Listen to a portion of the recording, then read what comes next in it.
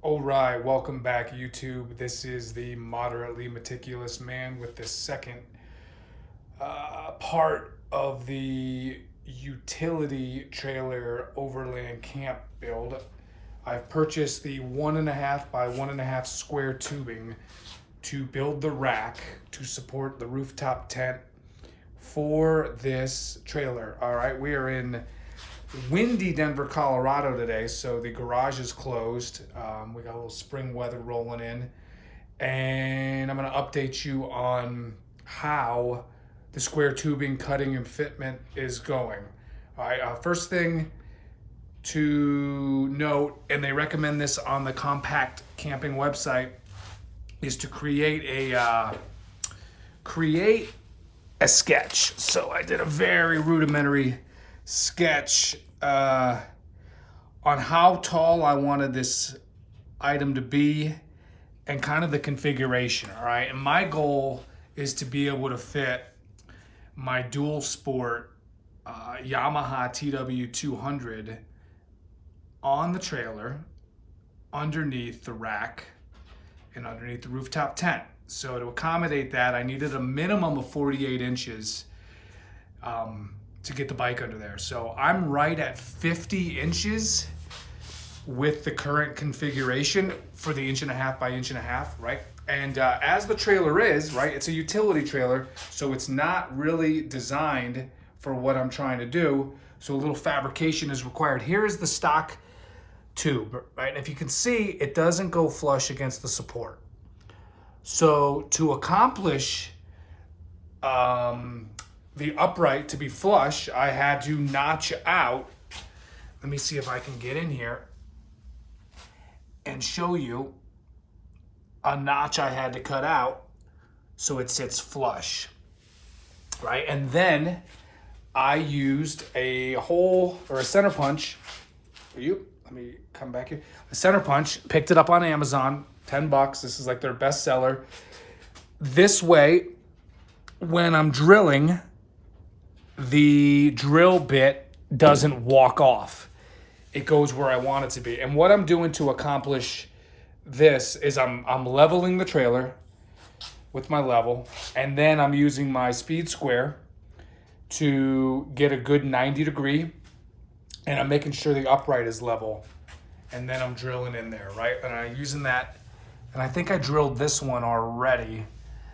You can't see, it's too dark. All right, so with the center punch and then the drill, and I'm just using some Harbor Freight Warrior drill bits, 10, 12 bucks, gotta love them. And I'm using a hammer drill. I'm sure there's a better way to do it. I am using the CRC cutting oil. This stuff's a game changer to facilitate a smooth cut. And then to get all the way through, this stuff is super thick. Here's that notch I was talking about. I just notched it out with a grinder, a flapping disc, or a flapper disc as I was, and a cutting wheel. I started with the cutting wheel, grinded a little bit, and then finished it up with the flap disc. So, and this little drill press right here is really helping to get right through these center. That way it's aligned on both sides. Here's some of the hardware. Yeah, so I got 2 of them on. It's been slow going because there's a lot of stuff going on, but there's one of them, and I'm gonna prep it and paint it, and there's the other one down there. I flipped the bolts around. I like that configuration a little bit better with the nut on this side of the trailer. Where's my finger? Where's my hand? Right here. On this side, I like the nut.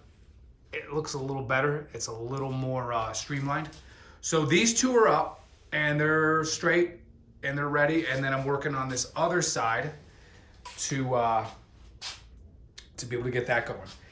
I did bust the Hobart welder out and welded on the support. So now this, I can just unbolt it. I have it on here right now because I want to show something that I saw. But this can go, and this can go, and I can get a box in there and carry a little more gear.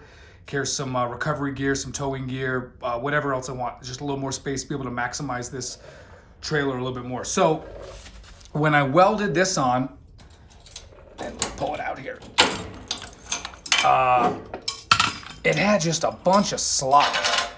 And I'm kind of showing you my little solution, but you know, and this goes on only one way, because if you try to do it the other way, there's not enough to accommodate the weld.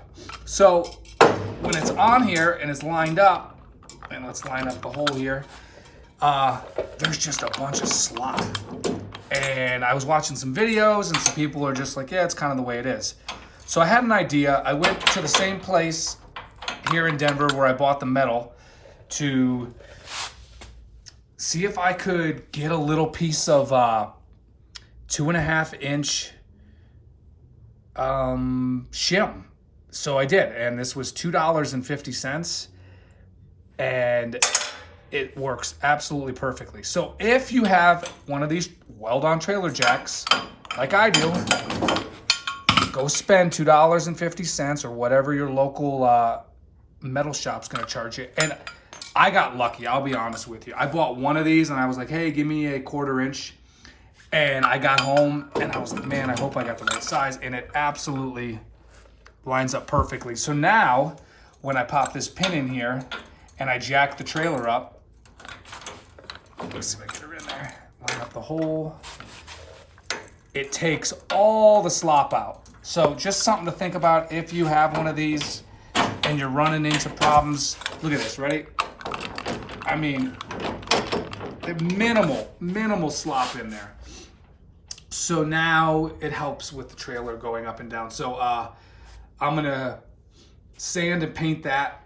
And then the best part is when you're traveling, you can pop this guy off, right? So if you're going down a trail, you have less, you have more ground clearance. You don't got all these things hanging off that are gonna snag on rocks and dirt and roots and all the other stuff you're gonna get when you're in the backcountry. So if you got the slop, go get a shim.